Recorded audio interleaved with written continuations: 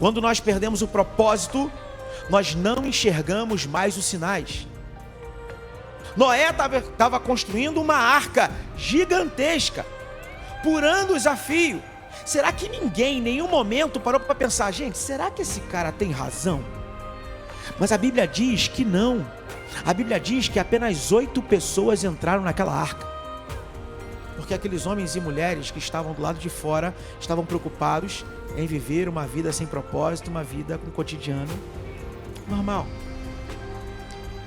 Cada ato na direção do outro ou do próximo deve ser intencional. E assim eu não serei enganado como os do dia de Noé. Vivam uma vida intencional. Quem será você na volta do Senhor?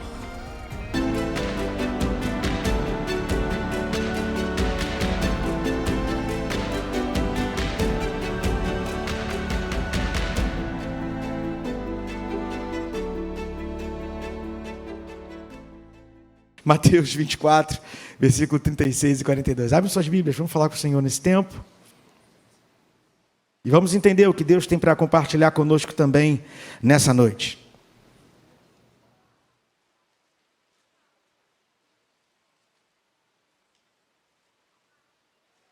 Oremos. Senhor, em nome de Jesus, nós te somos gratos por todas as maravilhas, por tudo aquilo que o Senhor nos dá a oportunidade de experimentar na Tua presença. Obrigado por estar na Tua casa. Obrigado, Senhor Deus, pelo cuidado. Obrigado pelos milagres. Obrigado, Senhor Deus, por cada dia, por cada momento que cada um de nós tem experimentado. Temos corações agradecidos nesse tempo. E nesse momento, Pai, em que nós leremos a Tua palavra e iremos refletir sobre a Tua palavra, eu te peço que o Teu Espírito tenha liberdade em nosso meio, que Ele fale aos nossos corações, e como eu costumo pedir, Senhor Deus, ao Senhor, que a minha humanidade não interfira na compreensão dos meus irmãos, naquilo que o Senhor quer falar ao coração de cada um deles. Cuida de nós nesse tempo, em nome de Jesus. E a igreja diz: amém, amém, amém.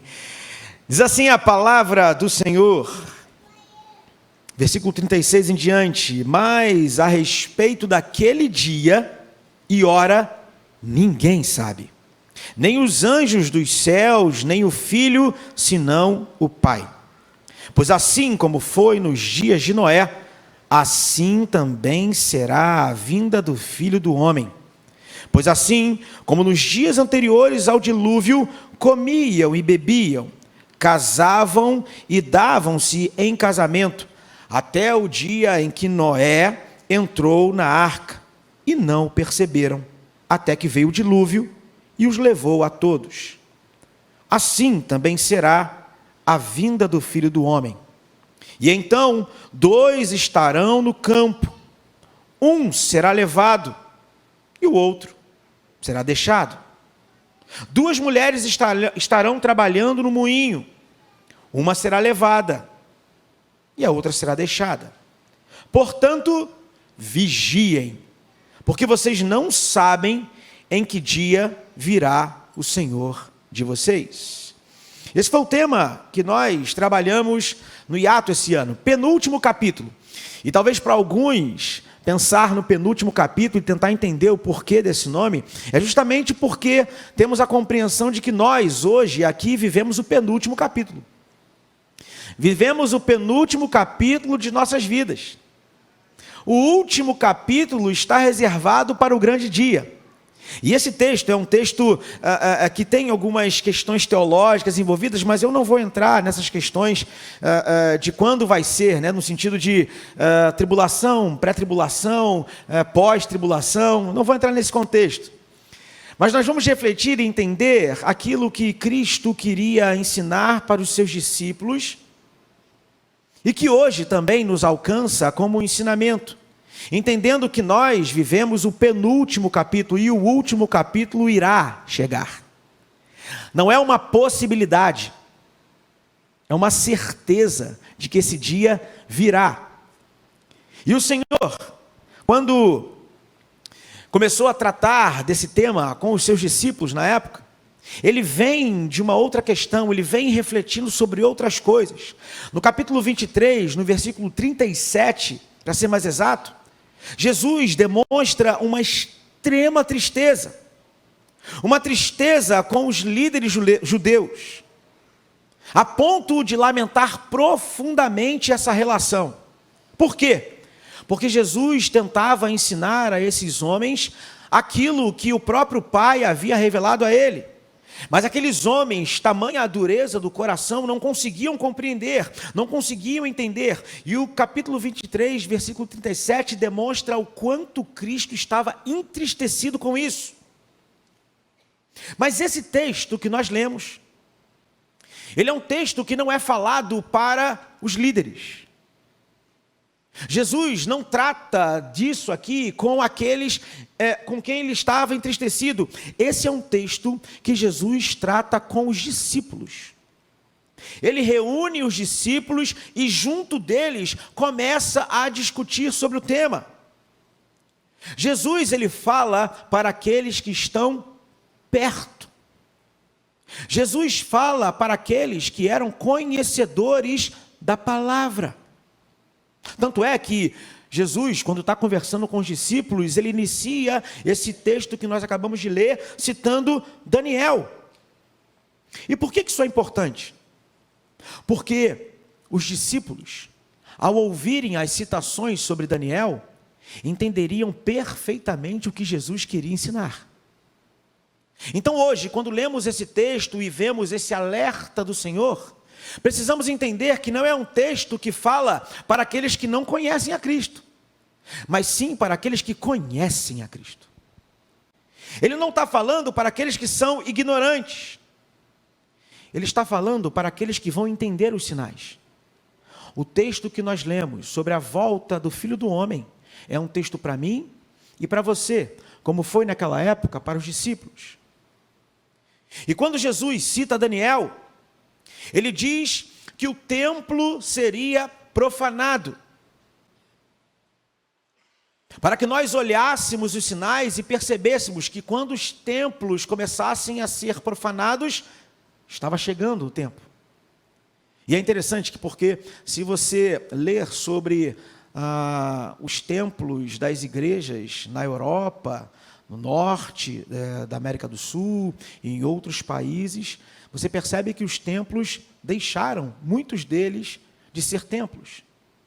Hoje são bibliotecas, discotecas, são espaços vazios. E Jesus aqui está falando do templo, do lugar em que eram trazidos os sacrifícios, do lugar onde as pessoas adoravam, como este templo. Jesus também, ele fala que as ofertas deixariam de ser entregues, as ofertas de cereais. E quando eu falei que os discípulos entenderiam, a gente vai ler lá em Levítico capítulo 2, a gente vai entender por que Jesus citou as ofertas de cereais. Porque as ofertas de cereais eram ofertas de manjares, e eram ofertas que tinham por significado honrar a Deus, e reconhecer que Ele é provedor. Então Jesus fala aos seus discípulos o seguinte: vai haver um tempo em que os templos serão profanados e as ofertas de manjares deixarão de ser entregues. Jesus estava dizendo para aquele povo que Deus deixaria de ser honrado, que Deus deixaria de ser reconhecido como provedor. Talvez olhar para aquela época e olhar para o dia de hoje seja perceber que sim, os sinais estão cada vez mais claros. Os sinais estão cada vez mais evidentes, porque eu não consigo ler esse texto e entendendo essas nuances e não olhar para o presente e entender que nós estamos vivenciando isso a todo tempo. E ele continua. E chega ao ponto em que ele diz que ninguém sabe nem dia nem a hora, já no versículo 36. E isso para mim é maravilhoso. É maravilhoso porque isso nos coloca em uma posição de expectativa. Apesar de vermos os sinais, apesar de entendermos que está perto e que algo está para acontecer, isso me coloca numa posição de expectativa do quando, em que momento, Em que hora? Mas o Senhor diz que nós não sabemos nem dia nem hora. Na verdade, ninguém sabe, nem anjos, apenas o próprio Deus. Mas isso também faz com que nós tenhamos a noção de qual será a arma de Satanás usada contra nós para que a gente perca essa noção de expectativa, para que a gente fique de olhos fechados, que é justamente viver da forma como aqueles que estavam na época de Noé viviam. Jesus traz um alerta para nós, e ele está dizendo: olhem os sinais, porque se vocês não olharem os sinais, Satanás irá cegá-los, da mesma forma que cegou aqueles que estavam na época de Noé. E são os dois exemplos que o texto vem citando. E se nós pensarmos no que era esse tempo de Noé, é só ler Gênesis, capítulo 6, versículos 5 a 8. O povo de Noé era um povo sem temor a Deus. Era um povo que vivia dos desejos carnais, da satisfação do próprio desejo e do próprio anseio. Jesus, quando cita Daniel e quando cita Noé, Jesus ele está falando para aqueles que conheciam a história.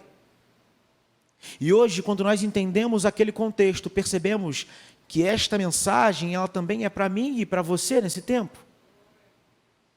Porque sim, hoje os homens vivem desonrando a Deus.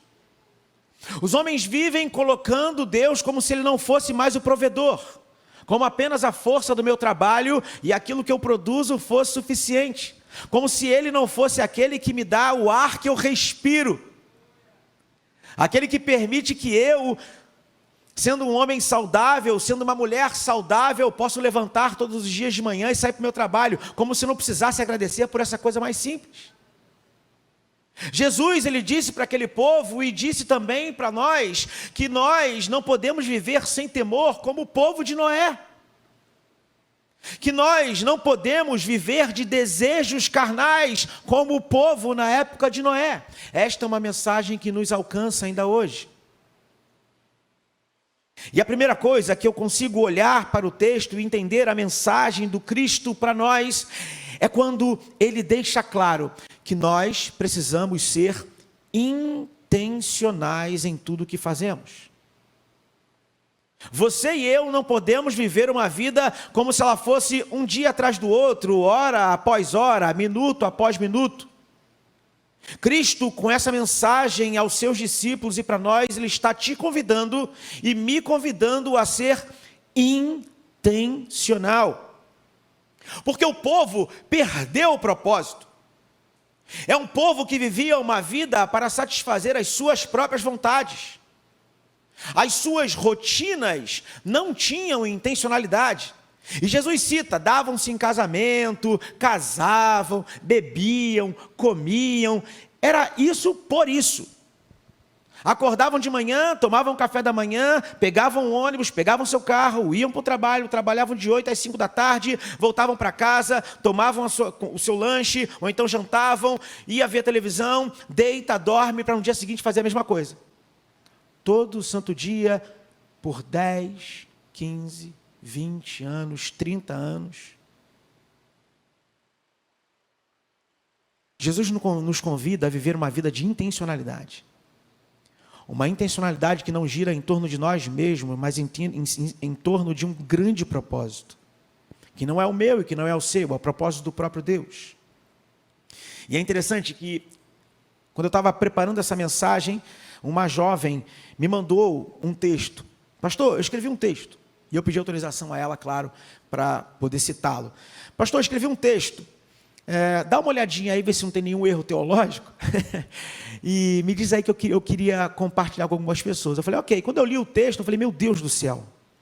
Olha como é que Deus é tremendo. Eu vou compartilhar com vocês esse texto. Lembrem-se que nós estamos falando sobre intencionalidade. Intencionalidade. Preste atenção no texto. Facilmente negligenciamos o nosso ordinário. Pensamos que um dia descansando, fazendo comida ou andando de metrô não é produtivo ou importante. e muito menos importante para qualquer plano que Deus possa ter para o mundo. Mas é aí que nos enganamos. Nossa rotina simples e caótica importa, até porque o próprio cotidiano de Cristo importa para a nossa redenção. E eu estou falando sobre todos os seus dias aqui na terra, não somente os dias em que ele curava ou ensinava, mas os que ele dormia, ria com seus amigos e talvez ajudasse seu pai no trabalho. Se o Senhor passou dias na obscuridade, é porque há glórias em dias assim. Tish Warren diz que a nossa formação está em nossos dias chatos e ordinários, pois é em meio à nossa rotina e hábitos que conseguimos ver onde está o nosso coração. Isso é tremendo. Vou repetir. São nos nossos dias chatos e ordinários, pois é em meio à nossa rotina e hábitos que conseguimos ver onde está o nosso coração. São nesses dias que nós erramos. São nesses dias que nós perdemos a nossa noção do motivo pelo qual a gente está fazendo o que está fazendo. Mesmo que de forma inconsciente, nossos hábitos revelam o que priorizamos. Se passamos os nossos dias procrastinando ou viciados em estímulos de telas brilhantes que elas proporcionam, passamos a nossa vida assim. E aqui não estou dizendo que essas coisas são ruins em si mesmas, mas precisamos descansar e nada como maratonar aquela série que nós amamos. Mas somente que somos seres humanos caídos, que buscam constantemente prazer em lugares errados. Logo, todos os nossos dias importam, desde os mais atarefados para os mais calmos, pois foi o Senhor quem os fez, os escreveu e os nomeou para a sua glória. E vivê-los com isso em mente importa para a missão do reino de Deus, fecha aspas. É um texto que fala sobre intencionalidade cotidiana. Se você lava a louça, se você varre a casa, se você pega um ônibus, se você abastece o seu carro, se você espera um atendimento médico, se você vai ao banco, tudo, absolutamente tudo precisa glorificar ao Senhor. É como diz o texto de 1 Coríntios, capítulo 10, versículo 31. Portanto, quer comais, quer bebais, ou façais qualquer outra coisa, fazei tudo para a glória de Deus. Quando nós vivemos uma vida sem intencionalidade, nós vivemos uma vida pela vida. E a vida nos engole. A vida nos engole a ponto de nós acordarmos de manhã, por vezes atrasados na correria do dia, e você se dá conta que você nem agradeceu por ter levantado. De você não ter conseguido abrir sua Bíblia. De você não ter conseguido meditar e talvez nem lembrar que existe um Senhor que te deu o dia em que você acordou. E que as misericórdias do Senhor se renovaram na manhã em que você se levantou. Porque a vida nos engole. Mas isso acontece quando nós vivemos uma vida sem a intencionalidade de apresentar Cristo em tudo, absolutamente tudo que nós fazemos. Quando nós perdemos o propósito, nós não enxergamos mais os sinais. Será que ninguém, nos tempos de Noé, levou em consideração que realmente o dilúvio poderia acontecer? Noé estava construindo uma arca gigantesca, por anos a fio. Será que ninguém em nenhum momento parou para pensar, gente, será que esse cara tem razão? Esse cara está tão empolgado, está tão focado, será que ele não tem razão? Mas a Bíblia diz que não. A Bíblia diz que apenas 8 pessoas entraram naquela arca. Porque aqueles homens e mulheres que estavam do lado de fora estavam preocupados em viver uma vida sem propósito, uma vida com cotidiano normal. O alerta de Cristo não é para os que não conhecem. O alerta de Cristo para que nós sejamos intencionais é para mim e para você nessa noite. Cada ato na direção do outro ou do próximo deve ser intencional, feito sob oração. Por isso o propósito, se eu vivo por ele, Eu vou estar sempre orando, lendo, pensando nas coisas do reino. E assim eu não serei enganado como os do dia de Noé. Vivam uma vida intencional. O segundo ponto de alerta de Jesus para os discípulos e que nos alcança ainda hoje está nos versículos 40 e 41, que diz assim: então, 2 estarão no campo, um será levado e o outro será deixado. 2 mulheres estarão trabalhando no moinho, uma será levada e a outra será deixada.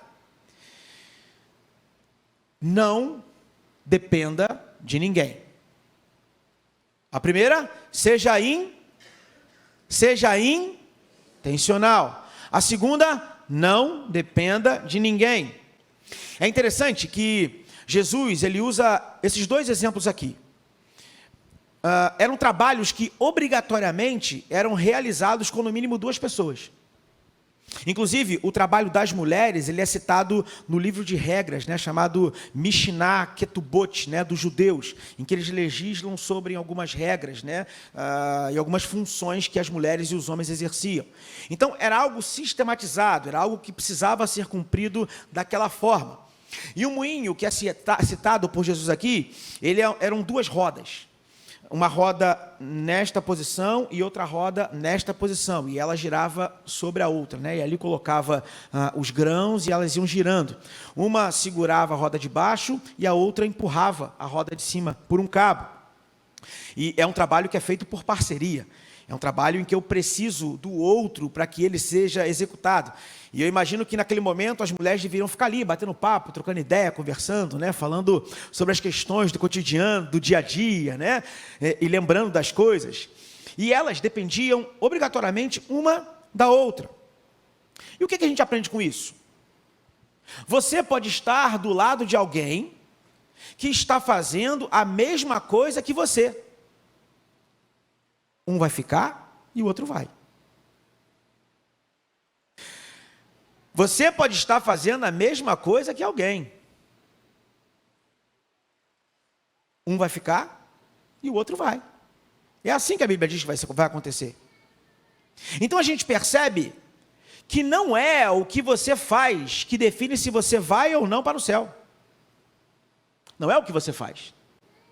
E isso coloca a gente numa posição de reflexão.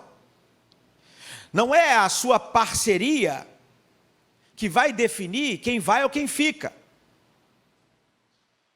E esse é um dos grandes motivos que pessoas por vezes saem ou ficam nas igrejas.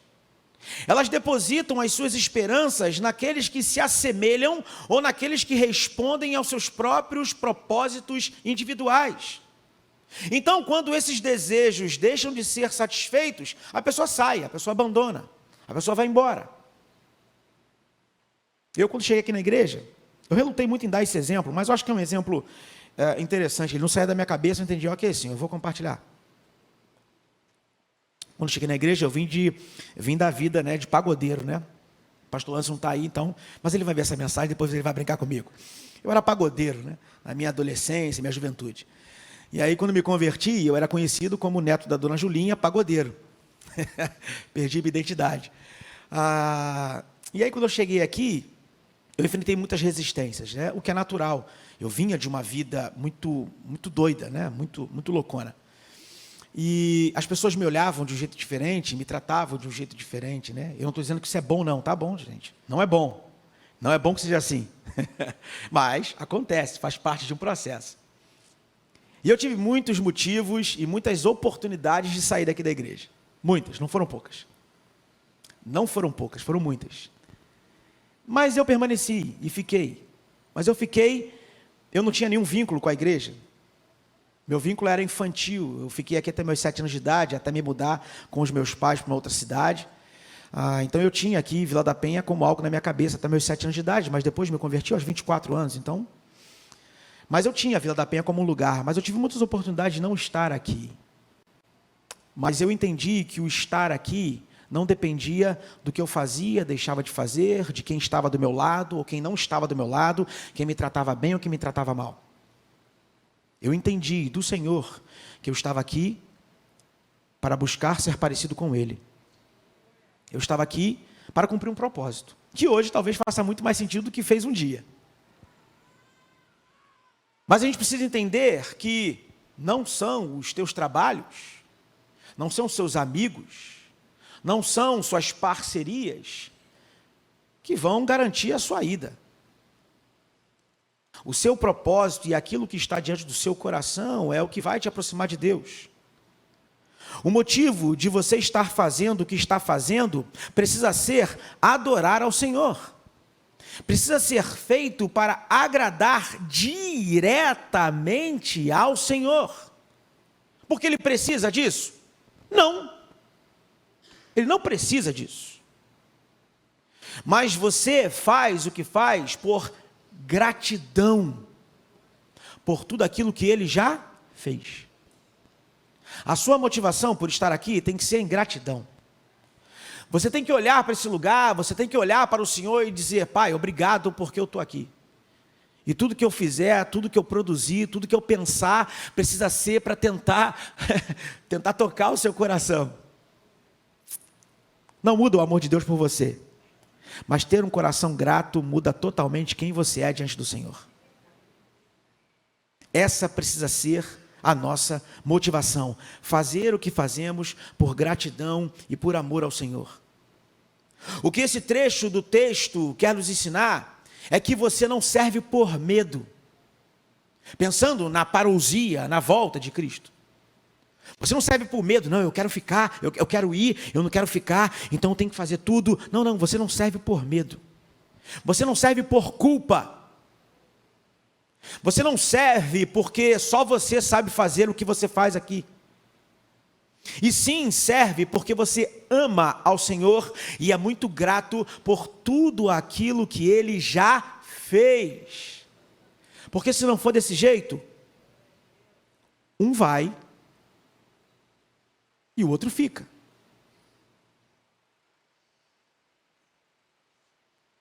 Você pode admirar pessoas. Quando eu falo não depender de ninguém, eu falo no aspecto do exemplo que eu citei. Mas você pode admirar pessoas. Você pode admirar pessoas que são referências para vocês. Mas não deposite a sua confiança nele, porque maldito é o homem que confia no homem. Era disso que Deus falou através da boca do profeta. Depositar a sua esperança, depositar quem você é, depositar os seus acertos, os seus erros, sua alegria, sua tristeza num homem. Porque quando esse homem te decepcionar, filho, você vai embora. A segunda coisa que eu aprendo também nesse aspecto é que salvação, naquilo que as mulheres vivenciavam, né, e os homens vivenciavam, é dizer que a salvação ela é individual. A salvação ela é individual. Não adianta você acreditar que só porque a sua mãe e o seu pai são crentes, ou porque os seus filhos frequentam a igreja e oram pela sua conversão, ou porque sua esposa ou seu marido serve ao Senhor, que você vai seguir esse bonde. Porque não vai, filho. A Bíblia diz que aquele que buscar, e não se alguém buscar por mim, aquele que buscar. A Bíblia diz, aquele que bater, a porta vai se abrir. Você não pode achar que só porque a sua família é crente e você nasceu nesse lar, que se um dia você não tiver um encontro com Cristo, não aceitar Jesus como o único suficiente da Salvador da sua vida, você vai para o céu, porque, infelizmente, não vai. Isso tem a ver com justiça de Deus. O terceiro conselho que Cristo nos dá nesse versículo, está no versículo 42, que está intimamente ligado ao nosso tema anual. Que diz o seguinte: portanto, vigiem, porque vocês não sabem em que dia virá o Senhor de vocês. Essa orientação de Jesus, ela é tão importante, mas ela é tão importante, que logo depois que ele a faz, ele dá 4 exemplos. Ele fala sobre o exemplo do chefe da casa, né, que está protegendo a casa contra o ladrão. E logo depois ele fala 3 parábolas. Logo depois do texto, tá? Ele cita 3 palavras sobre o mesmo tempo, sobre o mesmo tema. 3 parábolas sobre o mesmo tema. Uma é a parábola do servo bom e servo mau. A outra é a parábola das 10 virgens. E a outra é a parábola dos talentos. E os 4 exemplos dados por Cristo apontam na mesma direção. Vigiem. Vigiem em absolutamente tudo que vocês fazem. Lembre-se, o alerta não é para quem não os conhece, mas o alerta é para quem conhece. Então Jesus fala, vigiem em tudo que vocês fazem. Eu vou aqui pensar com vocês em algumas situações hipotéticas, engraçadas, que podem trazer você ao centro do que significa vigiar a todo tempo. Por exemplo, digamos que você está num ambiente em que você está mentindo para alguém. Se Jesus voltar nesse dia, como será? Imagina no dia em que você está fazendo uma fofoca. Imagina, você está no ato da fofoca. Está batendo aquele papo, fofoca, Jesus volta naquele dia. Imagina se você está faltando ao culto para ver o jogo do Flamengo. Jesus volta. Essa foi a parte engraçada do texto. Eu estou liberto disso em nome de Jesus, graças a Deus. Mas se Jesus voltar, ele vai te voltar vivenciando essa experiência. Imagina se você está no meio de uma fornicação. Como um jovem e uma jovem que ainda não se casaram, mas estão fornicando. Transando antes do casamento, fazendo sexo antes do casamento. Imagina se Jesus volta nessa hora. Coisa linda, hein? Imagina se Jesus volta na hora que você está assistindo a pornografia. E ninguém sabe. Segredo. Mas ele volta naquela hora em que você aperta o Enter. A Bíblia diz, vigiem a todo tempo. Porque você não sabe nem o dia, nem a hora. E pode ser que a hora em que ele voltar, você esteja numa situação extremamente embaraçosa e constrangedora. E aí você não vai poder se defender. Olha, foi sem querer. Entrou aqui sem eu nem perceber.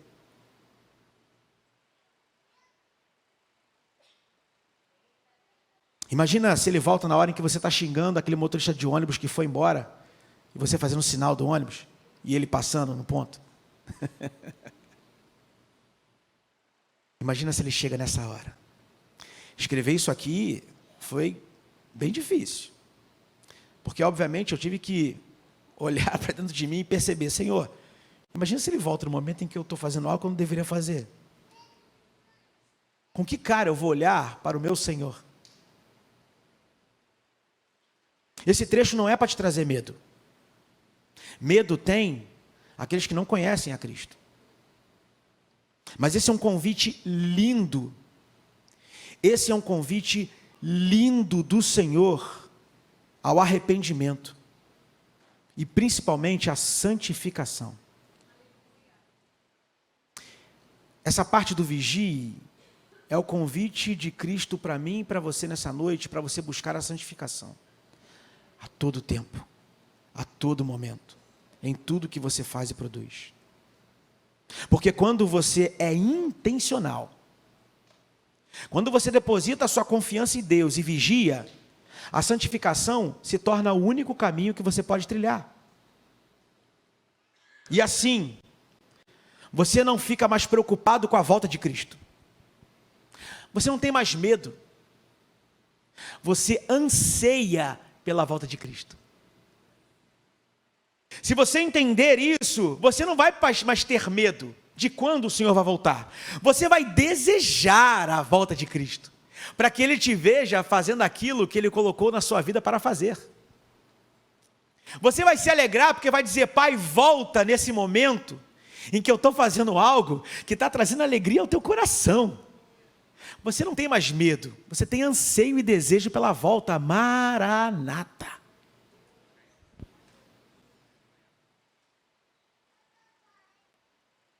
Você não temerá, porque toda a sua busca será para agradar ao Senhor. Ele chegará e verá o seu esforço em agradá-lo. Você será achado cuidando das coisas do Senhor. Ele te deu os parâmetros. Você sabe quais são esses parâmetros. Então, lute com todas as forças contra aquilo que cega os teus olhos, como aconteceu na época daqueles que estavam com Noé. A pergunta que fica nessa noite, que precisa ser respondida por mim e por você é: quem será você na volta do Senhor? Lá no hiato, nós fizemos uma encenação, como é comum lá no hiato, fizemos uma encenação da volta de Cristo. Esse é o momento em que eu pedi para que os pais não ligassem, mandei uma mensagem: orem aí que eles vão ficar sem telefone. Era o momento em que eles estavam comendo, se divertindo, curtindo um determinado momento, e aí veio um personagem e começou a fazer uma brincadeira que deixava eles meio constrangidos, né? Uma encenação. E logo depois aquela encenação acabava, eles se deslocaram para um outro lugar, como se nada tivesse acontecendo, um momento normal em que uma palavra seria dada. E a luz apaga. E quando a luz apaga, eles são deslocados daquele lugar e vão saindo para uma outra área lá do sítio. Quem conhece, foi a parte em frente ali, a varanda. E naquele momento, o personagem que estava lá dentro do refeitório, acusando e constrangendo eles, aparece sendo a personificação de Satanás. E ali, mais uma vez, ele acusa, mais uma vez, ele aponta o dedo para as fragilidades, para o pecado, para as limitações, que são cotidianas e normais para cada um de nós. Mas, em determinado momento, houve-se um grande estrondo, e luzes se acendem, e quando essas luzes se acendem, Jesus aparece. E Jesus aparece, e ali ele faz um julgamento. E no julgamento, ele manda para um lado aqueles que serão lançados no lago do fogo. E do outro lado, ele chama aqueles para chamar de benditos do meu Pai. E na hora que eu estava trazendo a palavra, fazendo uma reflexão para os adolescentes, eu disse o seguinte: isso não pode parecer uma teologia do medo, né? Eu acho que por muito tempo a gente deixou de falar dessas questões porque o mundo vai apontando na direção, porque você não pode convidar os outros pelo medo. Não, não é medo, eu não tenho medo da volta de Cristo. Eu não tenho medo da volta de Cristo porque eu busco fazer a vontade dele. Medo tem quem vive uma vida devassa, esse tem que ter medo mesmo. Então eu disse para eles, não é para vocês terem medo, mas é para vocês terem a certeza de que Deus ama tanto, tanto, tanto, que Ele está dando sinais o tempo todo, de que Ele quer você para perto, de que Ele não quer que você viva a vida que você está levando. Ele não quer que você experimente as coisas que você está experimentando, e que talvez você esconda atrás de uma carapaça, atrás de uma máscara, e os personagens usavam máscara, né? E você se esconde atrás de uma máscara como se aquele fosse você, e no fundo você sabe que você não é aquilo, e que você precisa novamente se reconciliar com Cristo. Novamente você precisa se aproximar e se santificar. Talvez você precise até aceitar a Cristo como único e suficiente Salvador da sua vida, mas deixar para trás toda e qualquer máscara que te impede de experimentar as maravilhas do Senhor. E foi nesse momento, nesse convite, nessa fala em que eu convidei os adolescentes e jovens que ali estavam para orar, curvarem as suas cabeças e orar, e aqueles que nunca tiveram um encontro com Cristo aceitarem a Jesus. E aqueles que um dia aceitaram, mas viveram um ano difícil, um ano talvez de se afastar de Deus, para se reconciliar. Estava muita luz, eu não consigo enxergar todo mundo. Alguns eu consegui enxergar que aceitaram Jesus, mas eu vou pedir aos pais que depois perguntem aos seus filhos como é que foi a experiência, tá? E depois me contem para poder saber. Mas naquele momento, eles foram convidados a uma decisão. Não é teologia do medo, não. Isso não é uma possibilidade, isso é um fato. Acreditando você ou não. Porque se a Bíblia confirma várias outras coisas, por que não confirmaria essa? Se a Bíblia relata vários milagres que nós vemos hoje, por que isso aqui seria uma mentira? A Bíblia diz que o profeta orou para que a chuva não caísse. Quem estava aqui na sexta-feira sabe que a gente orou por isso. E aconteceu. O mesmo Deus da Bíblia é o Deus que está aqui hoje. Então, porque toda a sua palavra se confirma, isso não se confirmaria. Então não é uma possibilidade. Jesus voltará. Ele voltará. E o meu desejo, o meu anseio, e o anseio de toda essa igreja, de toda a liderança, daqueles que foram chamados, é anunciar o evangelho a toda criatura. E naquele momento em que eu fiz o convite, muitos aceitaram Jesus, muitos se reconciliaram, para a honra e glória do Senhor. Mas nessa noite, talvez você esteja convidado a fazer a mesma oração. Eu vou tirar até o talvez dessa frase. Eu posso afirmar, você está sendo convidado a fazer essa oração. Seja ela de entregar a sua vida a Jesus, seja ela de se reconciliar. Mas o meu desejo é que você não saia daqui sem fazer ou uma oração ou outra. Porque talvez você seja encontrado na volta como aqueles da época de Noé. E eu queria nesse momento te chamar a fazer essa ação. E como eu fiz naquele dia, eu farei hoje. Faremos 2 orações. Uma oração para quem deseja entregar a sua vida a Jesus, e uma oração para quem deseja se reconciliar com Ele. Uma oração de quem deseja se santificar. Então, aqueles que desejam aceitar a Jesus, vão repetir a primeira oração comigo. Como eu aprendi, assim eu vou fazer. Podem fazer baixinho, ninguém precisa ouvir. É você e Deus. Você vai curvar sua cabeça e vai repetir essa oração. E com todos, com as suas cabeças abaixadas, eu vou pedir para que você me sinalize. Rapidamente, você vai levantar sua mão, eu vou falar Deus abençoe, e você pode baixar sua mão. Tá bom? E logo depois eu farei uma oração de reconciliação, uma oração de consagração ao Senhor. E que você também vai poder fazer essa oração repetindo essas palavras comigo. Amém? Então curvem suas cabeças. Esse é o tempo de falar para o Senhor o que você deseja fazer. Feche seus olhos, curvem suas cabeças. E se você ainda não aceitou a Jesus como o único e suficiente Salvador da sua vida, repita a sua oração comigo. Deus,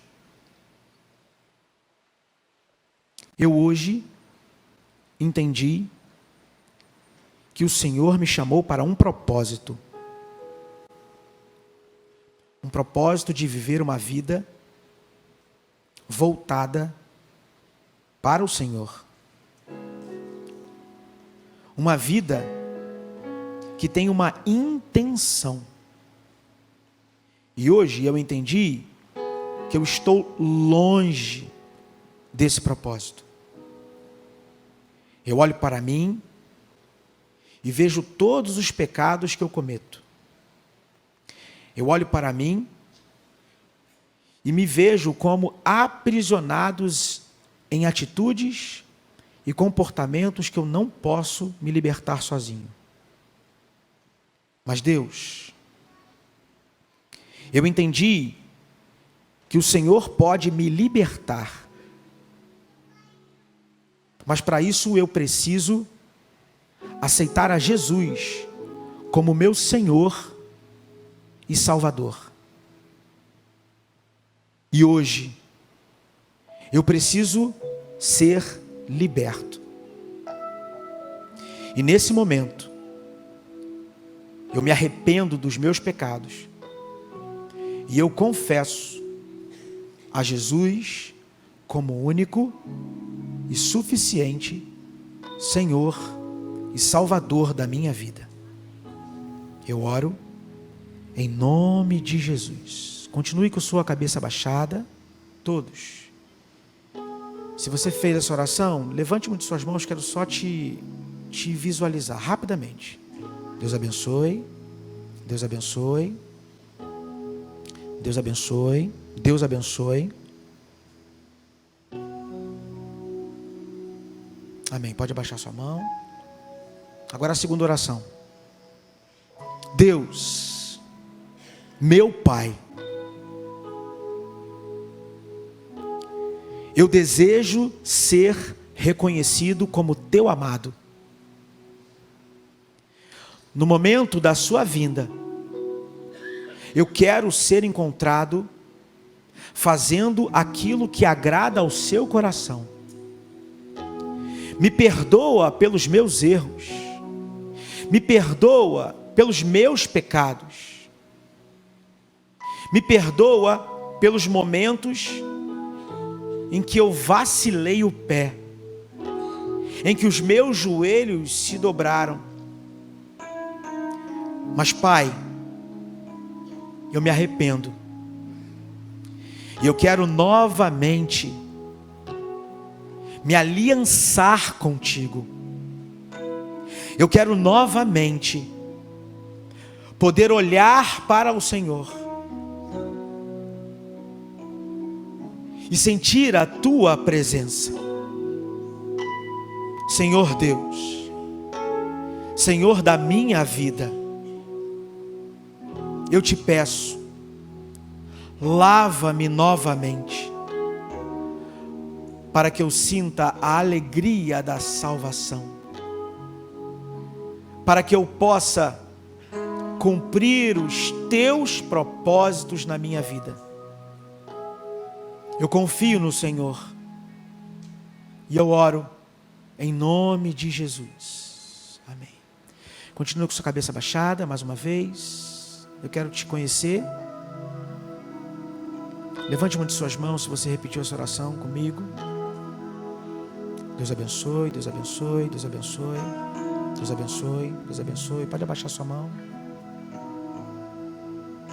Eu queria que você ficasse de pé, todos vocês. Todos vocês. Aqueles que aceitaram a Jesus como o suficiente salvador de suas vidas. Não tomaram uma decisão com a igreja de Vila da Penha. Tomaram uma decisão diante do altar do Senhor. Foi algo que foi dito e produzido e feito diante do Senhor. É Ele quem justifica. É Ele, pelo sangue derramado na cruz do Calvário, que purifica. E no momento em que nós aceitamos a Jesus, diz a palavra que o nosso nome é escrito no livro da vida.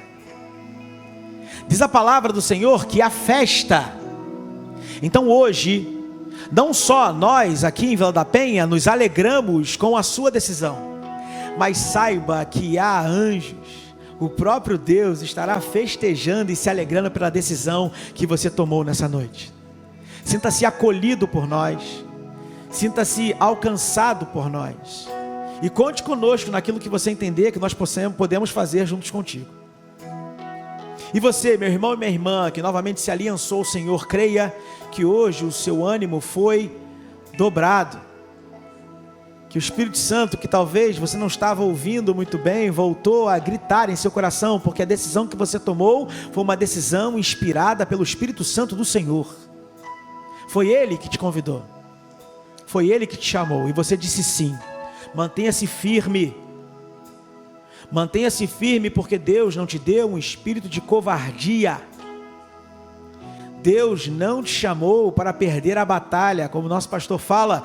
Deus nunca perdeu uma batalha, não é a sua que Ele vai perder.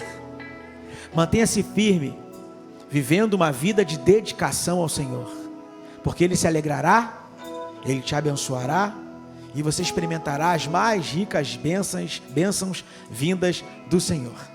Vamos adorar o Senhor e faça isso com alegria. Declare seu amor